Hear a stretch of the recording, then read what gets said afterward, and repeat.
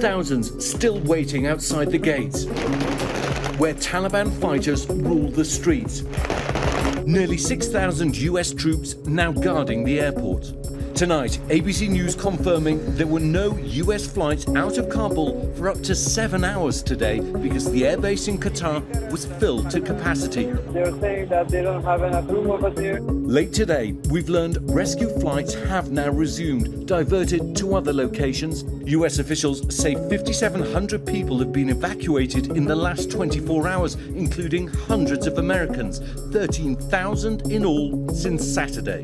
Any American who wants to come home, we will get you home. And late today, after the president spoke, Defense Secretary Lloyd Austin acknowledging with lawmakers that there have been instances of the Taliban beating Americans trying to get to the airport in Kabul, calling the situation unacceptable.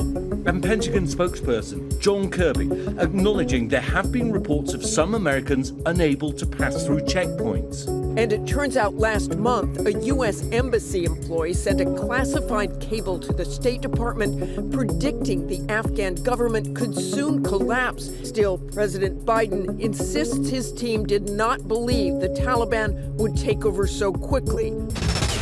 People in New England are bracing for their first direct hit by a hurricane in 30 years. Henrie, now a tropical storm, is barreling toward the northeast coast. Hurricane warnings and watches are already up across much of the northeast at this hour. Hurricane conditions likely in the next 36 hours. Expected to strengthen as it gets past the Gulf Stream and then rapidly head towards Long Island, Connecticut as a Category 1 storm, landfall Sunday afternoon, and then drifting into New England. With all this, all the impacts are going to come in. Strong storm surge up to 5 feet, rip currents, yes, heavy rainfall and certainly damaging winds. We could see rainfall up to 10 inches well inland. So at the very least, inland areas will see flooding.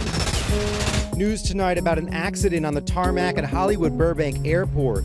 2 planes clipping wings while on the ground. No one on board the American Airlines and Alaska Airlines planes at the time. The American Airlines plane was being towed to a terminal when their wings made contact. One runway had to be closed for an investigation, causing some delays.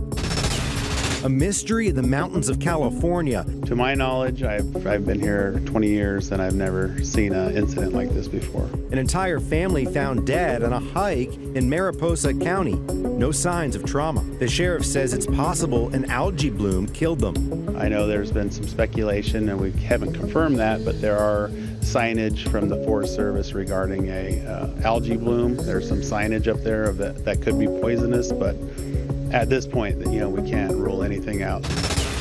Just 9 days after being named one of the 2 new hosts of Jeopardy, Mike Richards abruptly quitting the job after reports of past sexist and offensive comments surface. A fun final Jeopardy category. Richards, who's also the show's executive producer, filled in as a guest host earlier this year.